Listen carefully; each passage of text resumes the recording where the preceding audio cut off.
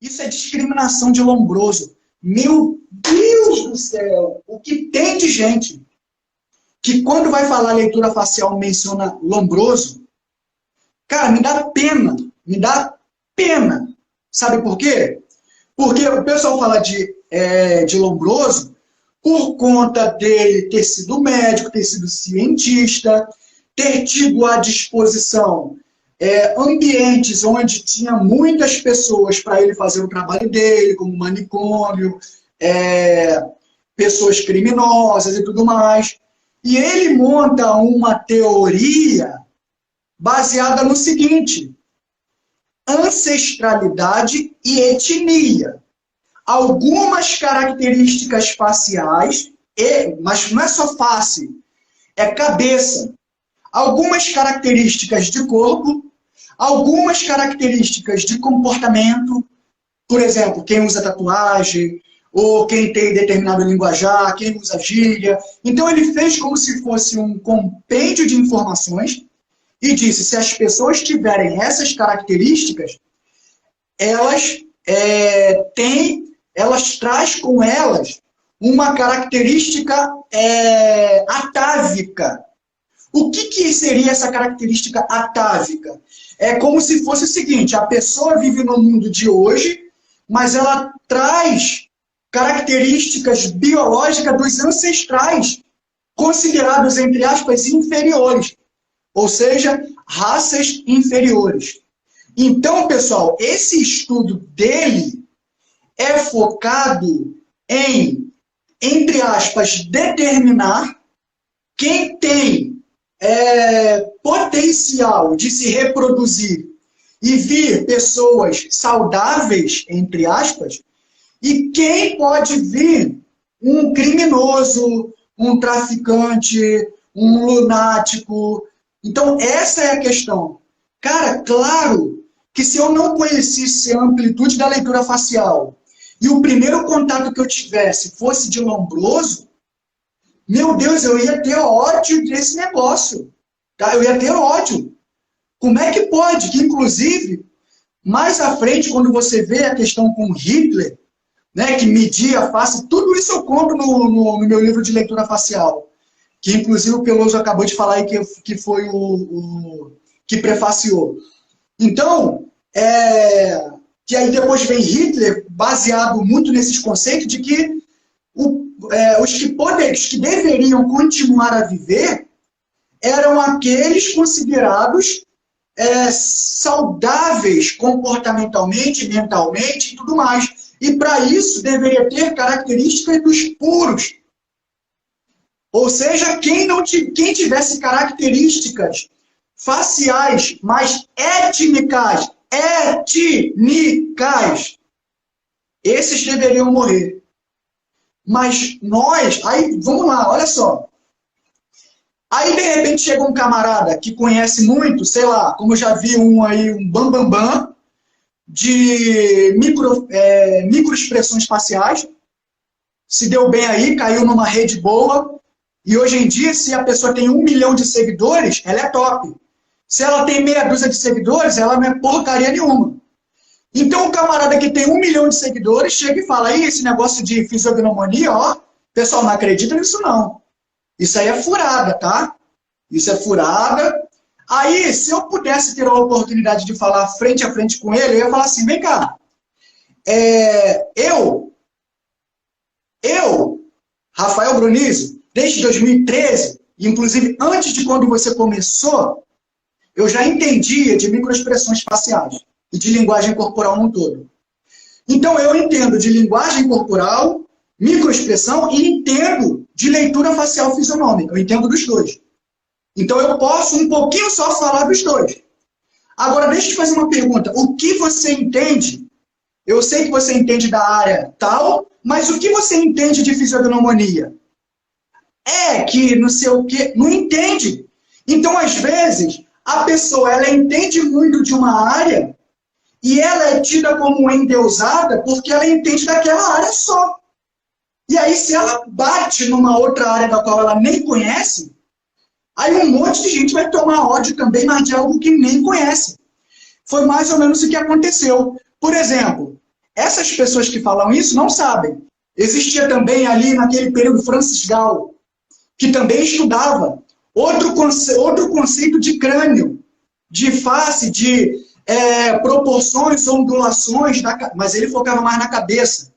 Tá? Então, que é chamada frenologia. Opa! Então já vemos dois conhecimentos aí, falando da mesma coisa. Aí aparece um outro, aí tem um outro também, chamado Lavater. Eu já falei sobre ele algumas vezes aqui. Então, Johann Gaspar Lavater, que é outro teórico. Opa, calma aí. Esse fala de rosto, esse fala de rosto, esse fala de rosto. Sem contar outros que falam também do rosto. Cada um num conceito diferente. Aí eu pergunto para vocês, naquela época, quem era o mais acreditado? Lombroso, porque era médico. Era igual hoje. Se você vê um médico falar sobre uma coisa e você chega um outro que é um enfermeiro, o pessoal pode tentar descredibilizar o enfermeiro. Cara, mas por que isso? Entendeu? Então é isso que me dá indignação. Aí a pessoa chega lá e fala isso aqui, ó, discriminação de Lombroso.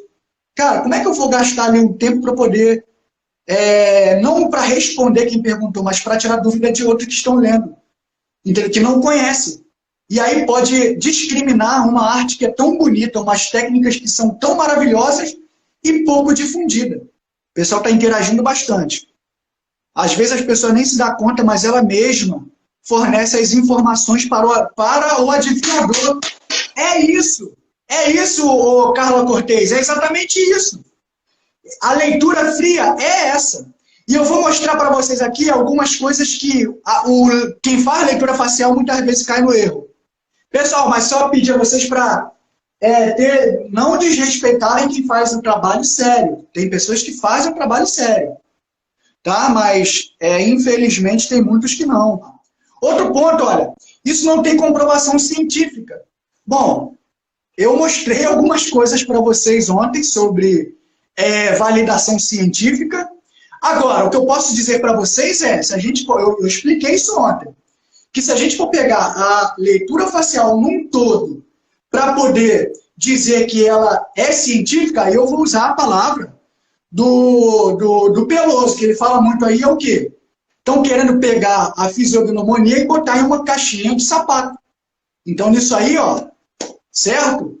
Mas são técnicas muito bem elaboradas. E outra coisa, às vezes nem tudo que é científico, ó, vou dar um exemplo. Eu ouvi muito falar que ovo demais fazia mal. Pode comer ovo, mas demais faz mal. Hoje em dia, comer ovo demais faz bem. Ué, a mesma ciência que diz que faz mal, faz bem. Tomar um golinho de vinho por dia é bom para o coração. Mas tem um lugar que toma aí o pessoal da PT direto. Aí foram descobrir o quê? Que a questão não é o vinho, mas é a região do local, é o clima do local que influencia na neurobiologia da pessoa e aí pode fazer bem ou fazer mal. Então, olha só, pessoal, é muito complexo. Agora, e sem contar a morfopsicologia. Recentemente, Juliano Gabarri fez um trabalho maravilhoso aí num livro que ele até denominou Psicologia do Rosto. Ó, fantástico, está na Amazon. É teoria invalidada no século passado.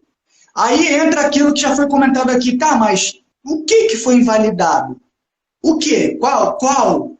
Porque não existe uma teoria de leitura facial. Leitura do rosto, análise facial, análise do rosto, ou o nome que você quiser dar. Não existe uma fonte para se beber. Entende? Agora, uma que claramente eu sei que foi invalidada é a da associação, aquela que eu comentei ontem. Da associação do rosto com a característica do animal. Então foi invalidado, por exemplo, se a pessoa tem um rosto parecendo um touro, logo ela é um touro, ou característica de touro. Então, apesar de fazer um sentido danado em alguns aspectos, cara, para passar pelo crivo científico, faltaria muitos elementos basais. Outro ponto, nunca ouvi falar nisso. O que acontece? Aqui tem uma coisa interessante, porque o nosso cérebro ele tende a rechaçar aquilo que a gente não conhece ou não compreende. Então, pelo fato de muitas pessoas não entenderem, eu mesmo tenho um monte de gente aqui no meu perfil que depois que eu falei assim, a partir de hoje eu vou tirar tudo e só vou falar sobre leitura facial. Teve um monte de gente que não achou mais meus posts interessantes e foram embora. E teve gente que possivelmente me chamou de doido, não sei. Mas olha, porque a pessoa nunca ouviu falar disso, não sabe. Até que de repente aparece alguém com 1 milhão de inscritos que bomba. É o que eu estou falando para vocês, cara. Validação social. Aí a pessoa começa a acreditar, mas não pelo teor do conhecimento. E sim pelo fato de ser Maria vai com as outras, muitas das vezes. É assim que acontece, certo?